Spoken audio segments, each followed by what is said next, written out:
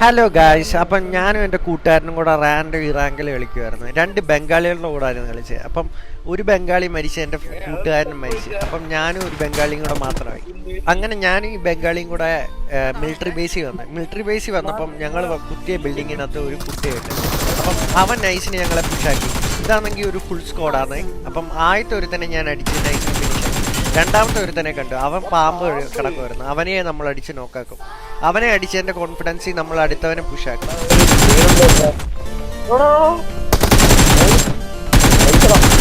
ഇവിടാണ് ആ game changing movement. അപ്പം ഇവന്റെ സെൽഫ് റിവൈവ് എടുക്കുമ്പോഴാണ് ഞാൻ രക്ഷപ്പെടുന്നത്. ഇവന്മാർ ലാസ്റ്റ് മാൻ എന്നെ അടിച്ച് നോക്കണം. ഇവന്റെ സെൽഫ് റിവൈവ് ഉണ്ടായിട്ട് ഞാൻ രക്ഷപ്പെടുന്നത്. അങ്ങനെ ഞാൻ സെൽഫ് റിവൈവ് യൂസ് ചെയ്ത് റിവൈവ് ആവും.